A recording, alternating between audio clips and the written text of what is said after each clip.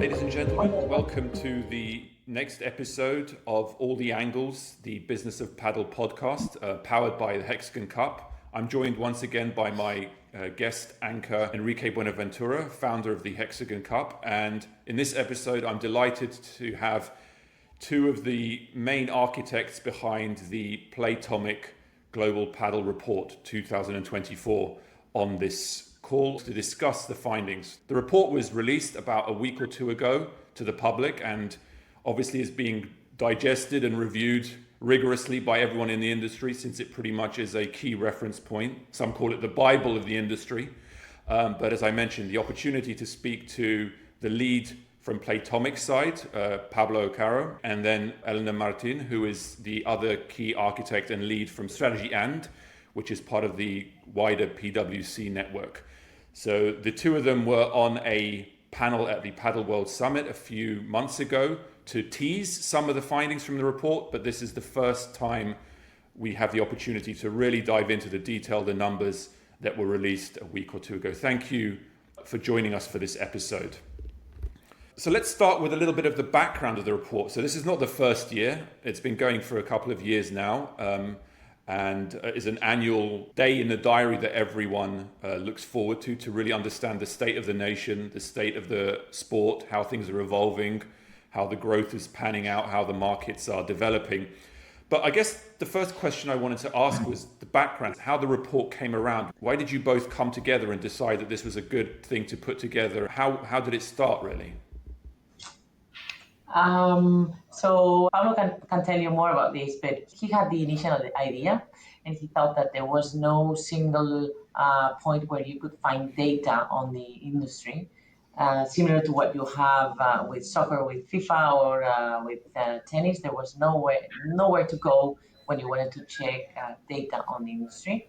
So he approached us. He approached me through a friend in common.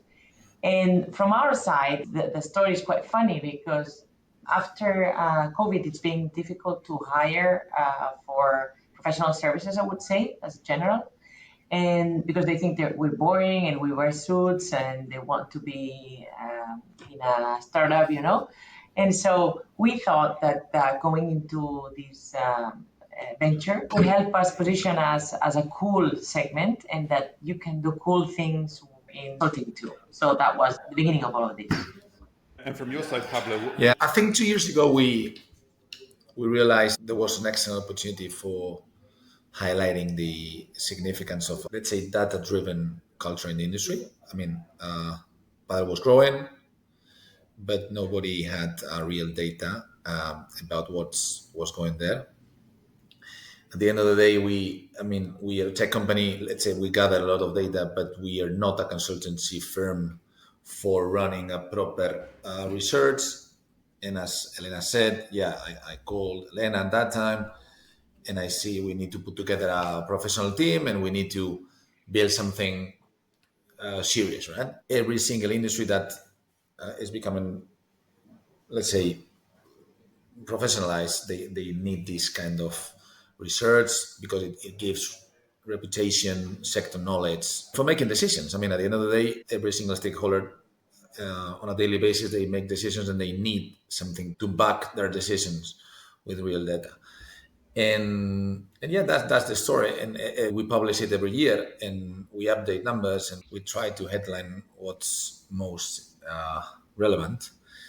And I think 2024 has been a great exercise as well. And obviously, a lot of the information that comes out of the report is kind of carried in headlines around the world. You see that the headlines from this year were the 51 new clubs every week being built over the last 12 months and 111 new courts being laid every week in the same period.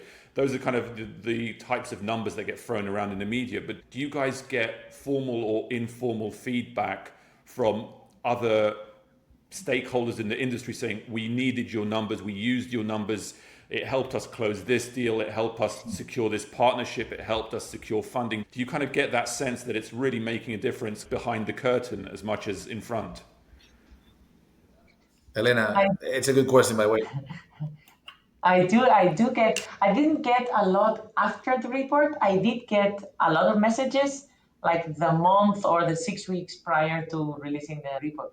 When are you releasing the 2023? So it's data of 2023.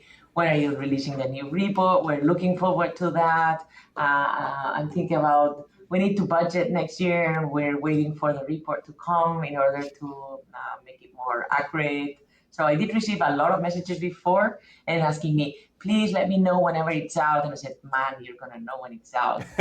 It's true that from our side, for example, Hexagon, that obviously we've put in place investors deck and so on, that we use a lot of the data, and we are waiting to receive the new report to update those investors deck or those conversations we are having, because it's where everyone is basing. And a lot of the reports that you see, a lot of the investors decks that you see in the market, you can see in the disclaimer based on the Playtomic PwC report. No? So it's every single deck standard. Yeah, absolutely.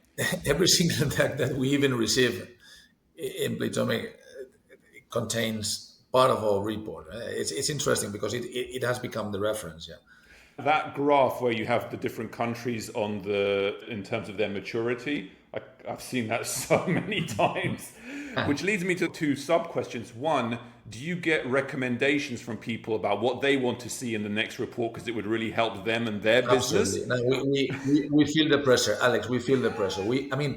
Not prime ministers, but we've received pressures from many countries saying, "Hey, you need to include specific slides about my country in this report." We can disclose which country was, but we've received a couple of threads about incorporating their country in the report in a good way, let's say. And have you found a way to secure commission from all deals that your report has supported? Yeah, I mean, if I was speaking with my friend about a specific conversation with a landlord, and the Global Padel Report helped him to close the negotiation with the landlord because the landlord didn't know what is padel about. And with the report, he sent the report. He saw Pricewaterhouse inside. He saw Playtomic as a significant size company backing it, and he started to believe in him. So we would love to have our markup in every single deal in the industry, but I don't think it's going to be possible. Not the case. Okay, well, that's one for the future. So let's kind of look into the 2024 report in a little bit more detail. Obviously, I mentioned the 51 new clubs and the 111 new courts in the last 12 months. As the chief pen holders, the chief architects of the report, what do you think is really the key takeaways from your point of view? Like, what are the key trends that you noticed over this last 12 months and maybe how it was different from what you expected or what you forecast in 2023? Well, I wanted to highlight these 51 clubs every week because for me, as a consulting professional, I would say the main takeaway is that growth continues to be very large, like the growth of the industry in terms of installation of paddle courts is about 17%, which is massive at the number that we're at this point, because having big growth when the base is small is easier. So confirming that we're still growing at double digit and that the backlog plus the courts that have already been installed, what has been installed for the first half of 2024, confirming that this is growing at double digit again, for me was the most important figure of the report. So having said that, the growth was a little bit smaller than what it had been for 2022 and 2021 because of the post-COVID effect, etc. So we wanted to highlight that still moving from 20 to 17 with a larger base is very relevant and what it implies on a, let's say, weekly ratio. Now, on top of what Elena said about the growth and the expectations for the future, we've also incorporated a big portion of the customer intelligence that we have. I mean, we've run surveys, focus groups, etc.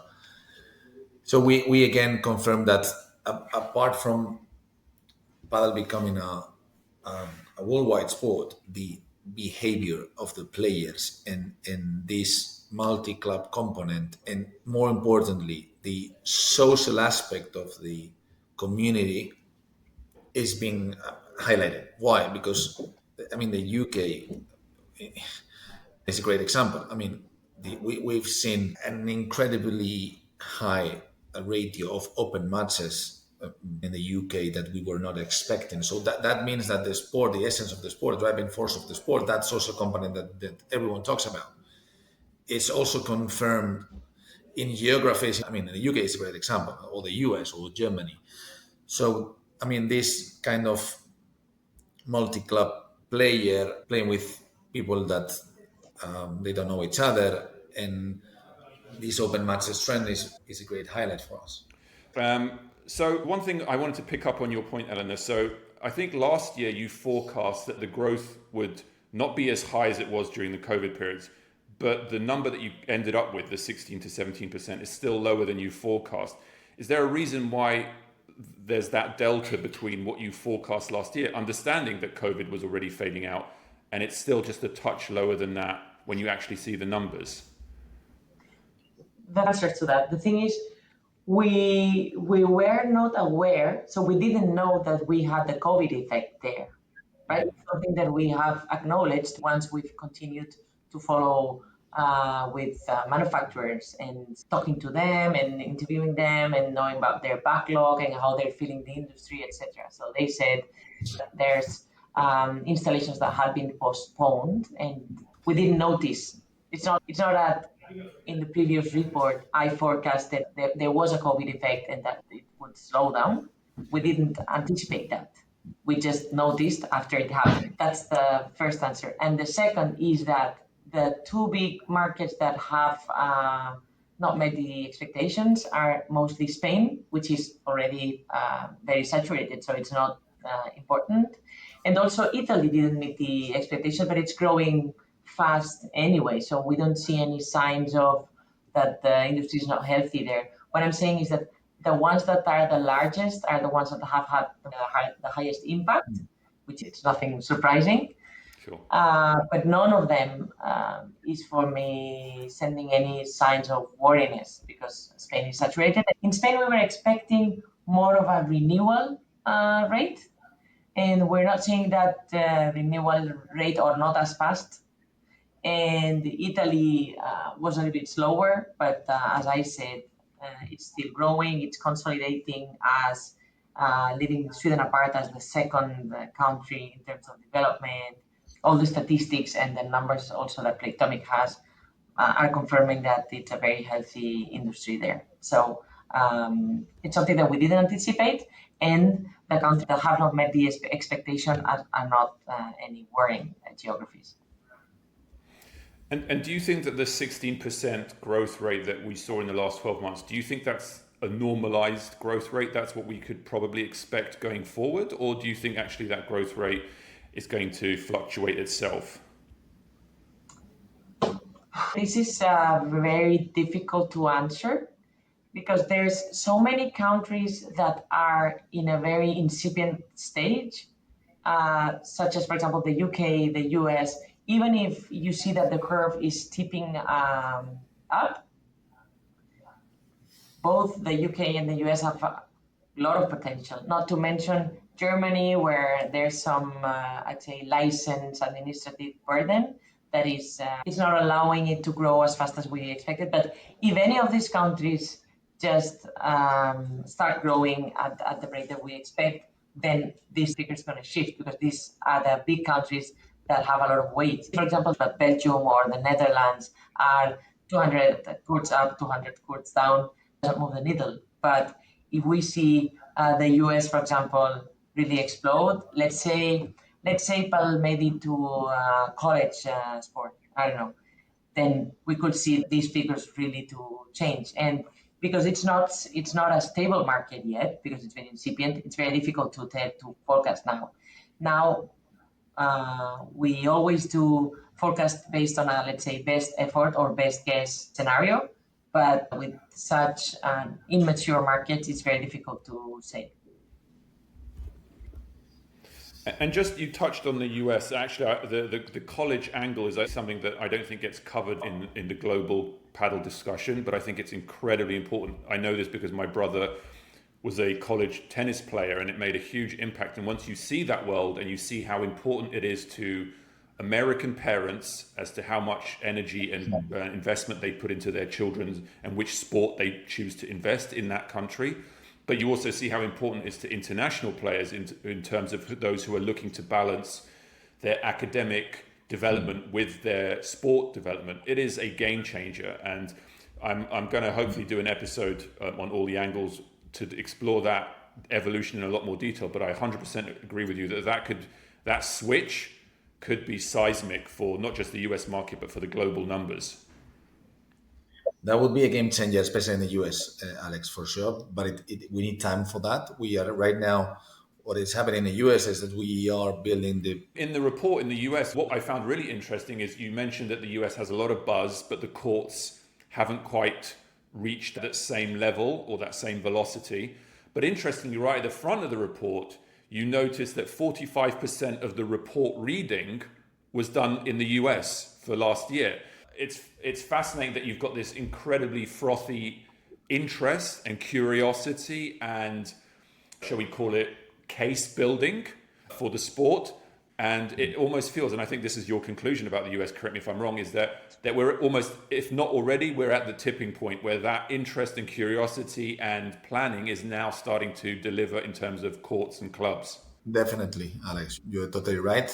2023 and 2022, probably we were generating the buzz in the industry. I mean, just introducing the sport, talking about it, but I mean, the infrastructure takes time. So what we've seen so far in 2024 is the confirmation that this path is becoming, let's say, productive and a real thing. We know that 600 cores are going to be delivered in the US in the next 12, 18 months because we talk to every single manufacturer. We build a quite sophisticated report and we know how to measure it. And we know that these 600 cores will, not the tipping point, I mean, it's the starting point of the sport there. No, and one thing to add on this, so obviously at Hexagon, we are looking for new teams to add. Most of the requests come from people in the US that they want to build a team, to do a team in Hexagon, because that will help them in a new project that they are building based on paddle clubs. So they all saying, look, if I do a team, it could help me to promote my paddle club that I'm about to start the project. And I'm planning to do 1, 2, 3, 4, 5 clubs in the next 5 to 10 years. So most of the requests and most of the interest come from the US and precisely to promote a new plan they have on paddle clubs. So definitely they are investigating, they are getting the information to start building. I got contacted, I told you, from the previous report to this, I have been contacted with several, I'd say, investors, private investors that want to build courts, and it's exactly as you mentioned. There's a lot of interest. The sentence on that the courts are not there yet, it's because we have some 500 courts, 600, I don't know. But if you take into account, let's say only the regions where padel is developing really, which is Florida, New York, California, this is something about 90 million people. And if you take into consideration the population that lives there, the number is very low. Having said that, as you said, there's a lot of interest, Hexagon, the internet research, the contacts that I get, I guess Pablo also gets some of those. So I think there's a lot of interest, but we need to see this number grow because 600 for 90 million is still quite low density. Sure. I just wanted to move on to, there's a page in your report where you talk about 5 or 6 of the factors that you believe are driving the growth of the industry as you look at it in 2024. But you prioritize tech and professionalization as the two that you think are really ahead of the others. Can you explain a little bit more why you think that those two are so important? And especially because in the professionalization, the next page you talk about the B2B conferences being really important to the growth of the industry and the business around the game. So I'd love to know a little bit about why you felt tech and professionalization, as you define it, are kind of the biggest growth factors. Well, I can explain tech for obvious reasons, but let's say that every single industry needs to be supported and, let's say, managed through a proper tech platform. Every single industry. If we talk about a new industry like padel, every single club owner, club manager, they think about the tech piece just after the construction permissions, etc., because they know it's going to be their brain. But not only that, it's also because it's going to be their marketing tool. So that's on the club side. But more importantly, on the user side, what happens is that if we really want to engage new generations, we really need to deliver a social app, something that will drive adoption, something that will make the people play more, and something that boosts the practice of the sport. And this is the role that we play at Playtomic, is facilitating and promoting the social joy of racket sports. And this is our job, and we are one of the tech companies that we are doing that in the market, right? But it's very important because the club needs efficiency, and because the player needs a great user experience, and especially new generations. I see, and I was discussing this with a friend the other day. So precisely Playtomic, it's one of the reasons of the upside of padel versus tennis, for example, in the latest years. So tennis, I've been a tennis player, and tennis players have been used for many, many years to arrange their games by people they know and so on. So padel, it's been growing, especially, and I would say outside Spain, it's been growing together with Playtomic, together with the technology and the fans and the communities around it. It's everything around that technologically community, no? So a lot of the people say, no, all my games are arranged by Playtomic. So all my games are arranged by technology. No? So this is amazing, and that's, from my opinion, one of the reasons why padel is growing so fast and in such a big community, because it has that social aspect and a social aspect around the technology. So I think for me, it's been key, and obviously the more it evolves, the more quickly the sport will evolve. Yeah. And what about the professionalization piece? Yeah, I can get that. So I think I mentioned this at the Hexagon event the other day in London. The thing is, now the sport now has developed mainly funded by, I'd say, well-connected, wealthy individuals, and there hasn't been a lot of. There's been some. There hasn't been a lot of institutional money, meaning funds, private equities, etc., into the industry. So why I think professionalization is key, because in order to get it to the next level, we need these figures and these multiples and we need the figures to prove that this is a successful, profitable segment or market to invest in, and that this is consistent a long time. So that's why I said that professionalization at this point in time is very important. And these people that are investing at this point, they need to secure that the courts will be there at the point in time they expect, that they'll meet the quality they want, at the price they was committed. So this institutional money doesn't want uncertainty. They don't want to be changing their pitch plan or their plans or their GANs or their calendar all the time.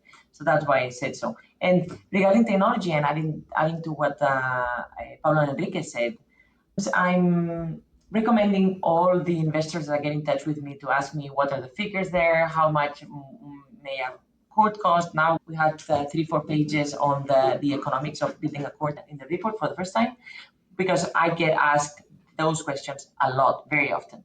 And I always tell them it's fine. So you need to get the capacity, you need to secure the land and install the court. At some point, you need to secure the use, right? The average use. And this can't be done just by placing the court there. So you need to have people come and want to play in your court, and that it's easy for them to reserve and to know when they want to make a reservation and to know when the court is going to be available. That's one point. And the second point is, if you are a large investor, as I mentioned before, professionalization, etc., institutional investors, if you want to scale the business, you need some technology and be able, I don't know, to move people from one club to another of your own, although Playtomic has a lot of users that really are open club users. But from an investor standpoint, you can also use the technology or the platform to move demand from one club to another and to optimize your utilization. I think that actually takes me to one of my final points on the report, or its key conclusions.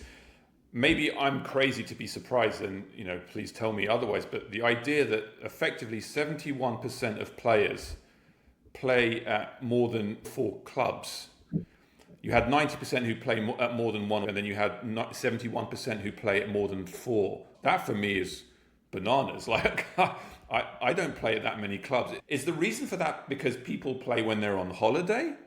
Because that's the only time I really play at other clubs, is when I go on holiday. And there is where I use Playtomic, because my club doesn't use Playtomic, but when I go abroad, I need Playtomic to kind of access courts in Spain or access courts in Portugal. But I was a little bit surprised that people play at so many clubs. It could be surprising, especially if we think about through the tennis mindset. I mean, because in tennis, you tend to play in just one club, in your club, your country club, your members club, etc. So that's the first bias, let's say. Secondly, depends on the market. Obviously, Enrique in London has few options, let's say 3, 4, 5 options he can play. Elena in Barcelona, she has 20, 25, 30, 50 plus. Myself in Madrid, I have 100 plus.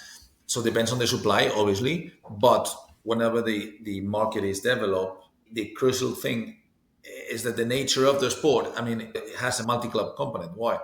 Because, I mean, you really want to play and you really want to enjoy and have fun while you do sports, while you meet new people. So, I mean, it doesn't matter, or it matters less the club you're playing at. Obviously, if you have 100 options like myself, I finally play in 5, 6, 7 places, not in the 100 clubs, because I do like the clubs that I like, or because the location is better for me.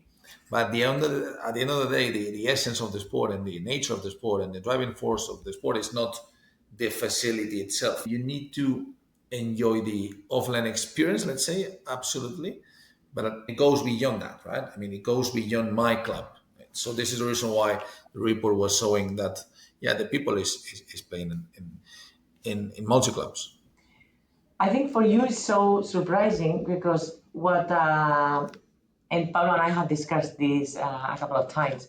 In general, when padel starts, what it happens is that it's usually starting, except for Sweden, for example, it starts developing in, say, tennis clubs. So you belong to a club, then they build a court, and then you start trying it.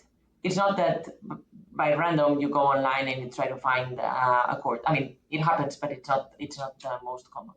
So that's how it starts. So that's why for you it's so surprising. But at some point, the facilities start being built outside of existing clubs, which don't have, let's say, members. And then when the sport develops a little bit further, some courts start to be built outside of these existing membership-based clubs. And that's where what Pablo explained starts to happen. That people, I don't know, when I go to Madrid and I have work colleagues and they say, okay, let's go play somewhere. But none of them is a member of a club where we all can go, or at least it's not like the way it works. We just go online, check a club that we like, that where the facilities are nice, that it's not, let's say, crappy courts, facilities that we like, that is not so far, that is close, because Madrid's a big city too. So and we say, okay, let's play there. And then we just, 4 of us go there, just pay. And this is how it works once the country starts to be well developed. Exactly. I think it's a matter of offer and demand. Here in London, as Pablo was saying, if I want to play tomorrow, I will check the 3 clubs that are close to my house. Probably they will be full. The next club, it's an hour away. In Madrid, you have less than 10 minutes. You have, I don't know how many, but 20 options. No? So you will check 1, 2, 3, 4. If they are busy, you will check the others. You will find one at the end. So that's why at the end of the year, you will end up playing in more than 20 different clubs, because there's a lot of options around here, obviously, in London. And that's why you are surprised. You will have the 2, 3, 4 options. From there, you will need to start moving around big distances. Is that a problem for clubs though? Because then you find that there's lesser loyalty to a particular set of courts or a club, because people are literally shopping for availability first before brand and club. If the experience for the players is crap, I tell you, no matter the demand is super high, the people will play once and they will leave and they will talk bad things about that specific location. So they'll never get back to that club again. So it matters. I mean, it really matters. But what I tell you is that the essence of sport, this social component, promotes a multi-club behavior rather than a single club membership close community. This is what I was trying to explain, and depends obviously on the country, because in the level of development of the clubs in each country. If the facilities are good, there's still loyalty.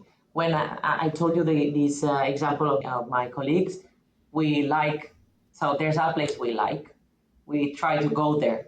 If there's no court available, we prioritize playing over the place, obviously. I mean, up to a point. It's not that we're going to drive long distance to a place that we find is not nice only for the sake of playing. But so in the first priority is we want to play. Second, it's we want this place. If that place is not available, then is when we look for other options. So it's a balance, I would say. If the experience is good, it still creates stickiness.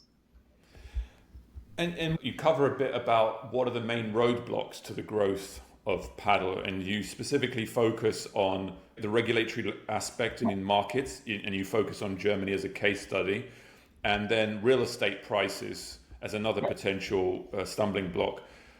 Do you feel like there is an opportunity for those to be overcome, or do you feel like those are going to be pretty stable, especially in the markets where they currently exist? Regulation, I think it's going to change. The thing is, in countries like I mentioned Germany, but the US is very similar. So the thing is, because there's no specific regulation for getting an an activity license for padel, you assimilate it to, let's say, the closest or the most similar that you get in the country. So in Germany, it happens to be complicated. You need time and you need to hire someone to do this. And so it's hindering the growth, because for an investor, it takes longer time, it takes more money, so the return needs to be better.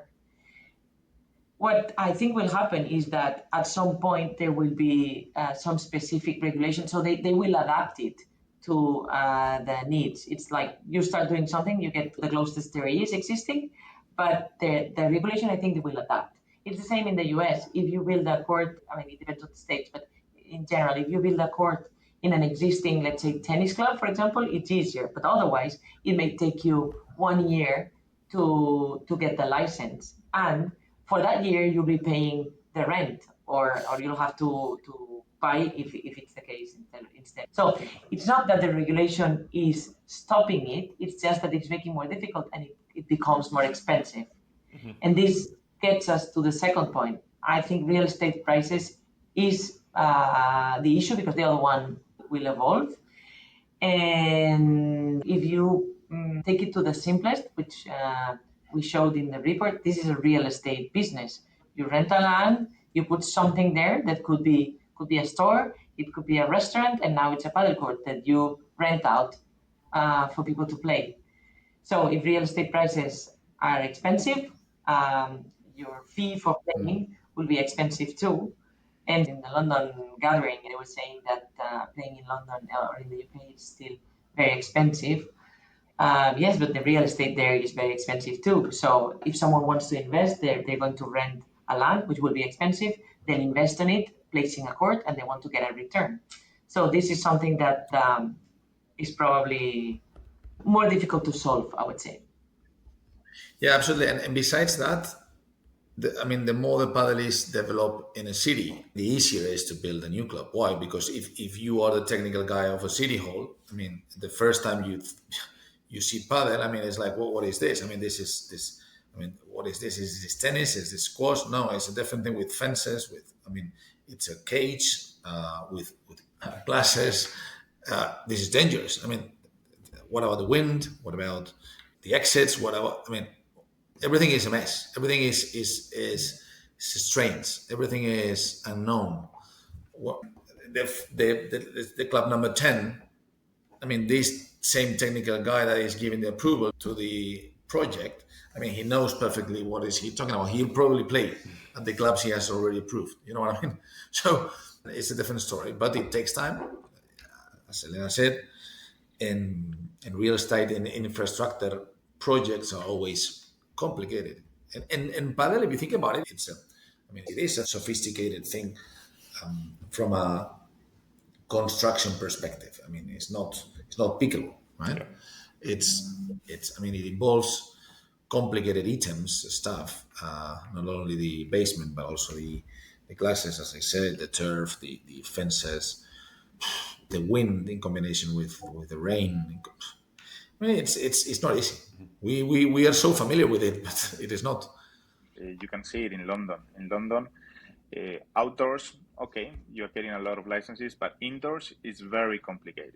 And obviously, London weather is not the same as in Spain. So you need the indoor clubs to play more, to develop the players, and to get a better level of players. No, until these indoor clubs or these licenses for indoor clubs are given away easier, it would take more time to develop paddle in countries like the UK. No, so it's not that just Germany, but it's also the UK with indoor clubs. No, so until these regulations speed up the process, because it's long processes, it will delay the development of the sport in the country. As Elena was saying, having more expensive locations will mean that it will be more expensive to rent a court. That means that it becomes very niche. If it becomes very niche, it will be very difficult to get good professional players in that country. No? So it not only affects the business, but it affects also the level of competition of that country. I've got two big questions left that hopefully we can squeeze in the time available. One is about the future of the report, and one is about the future of the industry. So let's start with the future of the report. Like, going forward, you keep innovating in terms of adding extra details, case studies, focuses. What do you feel like are the next areas of insight that the industry really needs from a Playtomic report or from a similar report? For example, and again, I don't know if Playtomic can source this kind of information, but questions about what triggered people to pick up the sport of paddle in the first place is really useful. How many hours people play per player a week is really useful. Time spent at the club when they're not playing is really useful. Money spent per player on court and off court is really useful. I think most importantly, the demographics of the market. So, women, ABC1, ethnicity, disability. And also, I guess the final thing I would love to know is the connection between players to the pro circuit. And how do they engage with the pro circuit? Do they engage with the pro circuit? How can that be improved? Like, those are areas that I would love to see in the Playtomic Report 2025. But do you guys have a sense of what's on the roadmap of what you want to roll out in terms of insights? Alex, to be totally honest, we've already shared a huge amount of information with the paddle community. Part of this information has cost us a lot in terms of resources, because running a survey, running a focus group in 3-4 countries, I think, with hundreds of people is not cheap. But we we feel that it's a responsibility as, let's say, the tech leader or the leader on this field to share with the community and to help to accelerate the growth of the sport overall for us. And we will obviously incorporate more stuff. We always have to improve the level of information that we provide. And we've already started that discussion with both teams, trying to figure out what next. And it's not already decided. We've just released the 2024 version. And we're still, let's say, surfing the wave that has generated, right, in terms of information, etc. But for sure, we will be adding more insightful things in the next years, for sure. I usually don't anticipate what I want to include in the next report. Usually Pablo and I meet at the beginning of the year and I say, look, I've had tons of people, let's say, writing me on LinkedIn or through friends or friends of friends or acquaintances. And I usually try to show what I've been asked the most. So if a lot of people are calling me to say how much it costs to build a court, what's the return on investment, what are the economics, how to run a club, etc., then I try to at least give a hint of the knowledge we have on what I get asked the most. And what about the future of the industry? Obviously, your job is primarily to look at what's happened in the last 12 months and track that. You are backward looking and data driven. But just for a second, let's be forward gazing and crystal ball gazing.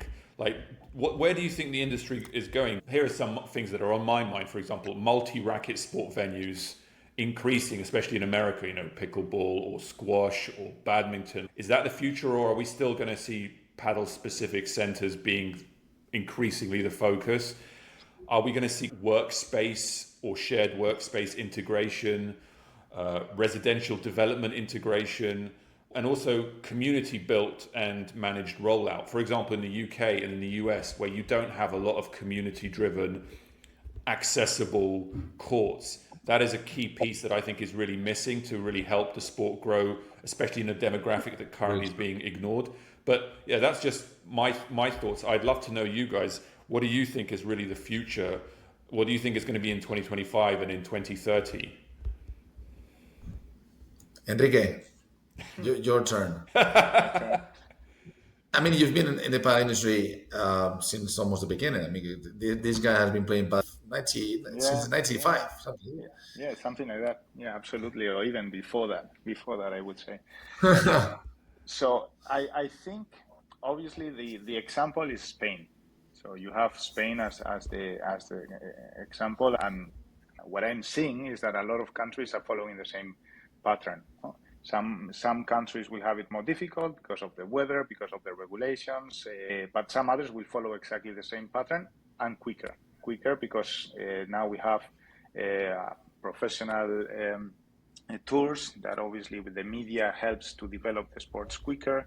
It could become an Olympic game at some point, and that obviously will help even more for brands to invest, for governments to invest. So that will just accelerate what has happened in Spain. So I think that should be the trend in Spain. As you were saying, you have paddle in development communities. You have paddle everywhere. No? So there's a lot of buildings that before they had a swimming pool and a tennis court, and now they have the paddle courts, one or two. They are starting to put the paddle courts in schools. So this is what has been happening over the last 30 years in Spain. I think we will see exactly the same in a lot of countries. We start seeing that already in the Middle East. So in the Middle East, in Dubai, they are putting paddle courts in some of the schools. No, so it will be a matter of how quick some countries get to where Spain is today, and how slow others do. No, but I think that's more or less the future that I see in 5-10 years time. Instead of being 2, 3, 4 countries, the ones that have paddle as one of the main social sports, have 20 countries, 30 countries, no? And obviously with that, it will develop the professional, the media product, and then we will have the 360, no? Not just the social aspect, but also the media product, no? As of today, it's still very, very low, but growing fast, as we have seen with Premier and obviously with Hexagon in the first event. Pablo, Elena, you're not getting away. What are your predictions? No, I mean, I just want to say this inclusivity that we need to push even more. Apart from what Enrique said, I think you were right expressing this, let's say, concern about the limited demographics that have access today to paddle because of the prices and because of the, let's say, the cost, overall cost of the activity. So I think we have to become even more inclusive as a sport, trying to engage different type of social layers, and that's part of our job of the whole industry. So I like that, and I would support any initiative that drives that. And as a business, as Enrique said, if the UK, Germany, and the US and France also they replicate the same levels of growth that Spain, Italy, and Sweden have shown, I think we have, I mean, a big job in front of us, a huge job in front of us as a business, right? For all of us. So the future is amazing. And Elena, from your side, I'm closing thoughts? going to be very pragmatic, and let's say from today and in 1 year time, what I expect. I don't expect, sorry to say that, but I don't expect, let's say, the prices to go down yet, or the expansion to be like dramatically changed from now. Probably we can, let's say, double the number of courts, but still the density and the availability of the courts, I don't think will be dramatically different in 1 year time, although we're going in that direction. But you asked me for the next 12 months. What I do see is more, as I mentioned before, professional, institutional money, professional initiatives like the one Enrique and colleagues have led, similar things, be it in terms of tournaments, in terms of funds being professionally invested and I'd say more systematically invested and asking for return, and with more of not an opportunistic but rather a planned development plan. That's what I foresee. I foresee more professionalized, institutionalized initiatives in the industry, and the growth of the sector continuing at the path that it is today. But this path in 1 year time won't be like a game changer, right? So that's what I expect in 12 months time. Well, ladies and gentlemen, we've run out of time.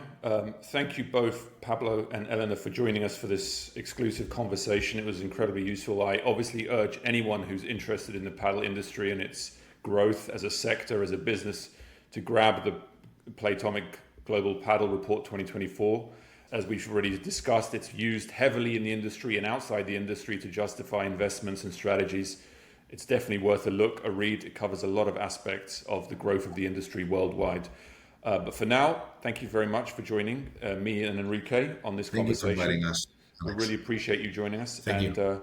We will reconvene on the next episode of All the Angles. Thank you very much.